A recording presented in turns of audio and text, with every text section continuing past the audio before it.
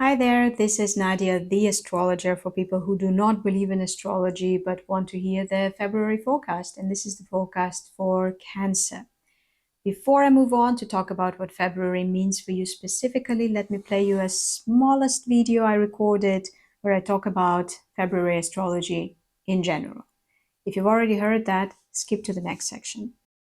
Notice the background? This is the apartment that we just started renting and are renovating now. But this is not why I'm filming here. I'm filming it here because this is the perfect metaphor for where we are in the beginning of 2025 astrologically. Now, I love the astrology of 2025-2026, although it contains a frankly scary and confusing conjunction of Saturn and Neptune. But what I love about it is that by the end of 2026, we will be in a completely new era. I will get into it more in the summer months when the glimpses of this new era will be more present with us. But it's kind of like this apartment, the new apartment will be here. It's just impossible to say at the moment how exactly it will be different from the old apartment that was here before we deconstructed everything. So in January, we were mostly dealing with old stuff or with the consequences of what happened in 2024. And in February, we begin kind of the same way. Mars is still retrograde. The super slow planets that take years to move through just one sign, they are all, except for Pluto, still in the old signs. They will move to new signs in the summertime. But things start picking up slowly, very much like our renovation plans. We still need to do some work on what is here, getting rid of something, cleaning up a little bit. But then the new things will slowly start becoming more and more important. So what are we looking at? Venus, the planet of beauty and pleasure and love, moves from Pisces to Aries on the 4th of February. This is a bit of a downgrade for her, but a very useful one. Two slow planets that I keep talking about, Saturn and Neptune, will move into Aries and will form an extremely important and influential conjunction there. It is not an easy one, but it has a lot of potential. And Venus, because of its retrograde, in the next 2 months, it will be crossing it 2 times and then again in May. And it will start giving us clues. Specifically, it will start giving us clues about what could there be in this area of your chart where the beginning of Aries is, that is so beautiful and so worthy and so valuable and so seductive probably that you wouldn't mind doing the work that Saturn and Neptune will require you to do later on. Jupiter, the planet of luck and abundance, is ending its retrograde, goes direct also on the 4th. It will need a bit of time to pick up speed, but in general, now it is more powerful than ever since it entered Gemini in the last summer. So if you were a little bit disappointed with the performance of Jupiter in Gemini, this is the time when it can redeem itself.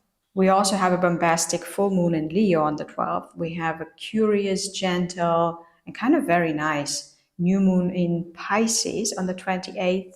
On the 24th, Mars goes direct, and new things will start popping up here and there from then on. Mars is still retrograde in your sign, but on the 24th, it stations direct, so that gives us some dynamic.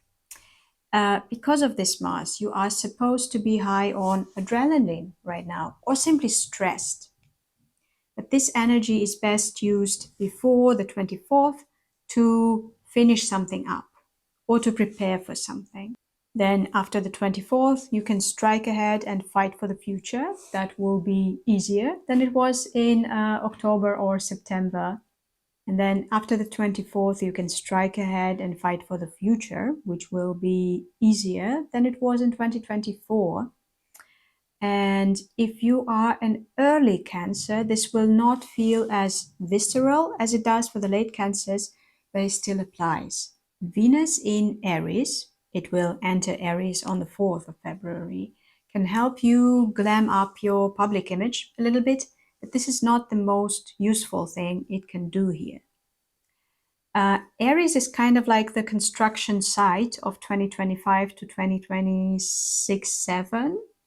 This is where a lot of us will have to do some hard work, or will be invited or given the opportunity to do the hard work. And Venus here will give us the opportunity to try to find out what is it in this area of our horoscopes that we find so attractive that we wouldn't mind to do the hard work. In your case, this is the area of career, business, public image, official status. Try thinking about what you may find in this official area of your life that is sexy and desirable. In general, try to think about this area of your life more aesthetically. This can give you clues.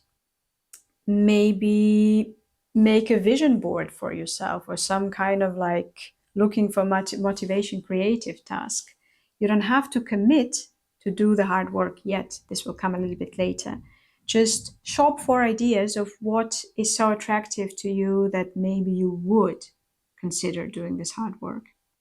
And speaking of dreaming, Jupiter is stationing direct, that is ending its retrograde this month, yes, but it is not in your sign yet. It will move there in the summer months. So it cannot yet help you with achieving the worldly success. What it can help you with is dreaming, fantasizing, imagining something. So use this opportunity to dream up something big in the next couple of months. And you are a lunar creature, yes, but the new moon and the full moon this month are not as important as the Mars in your sign that I was talking about in the beginning of the forecast. But anyway, the full moon on the 12th of February is about finances, like earnings and spendings and property that you own.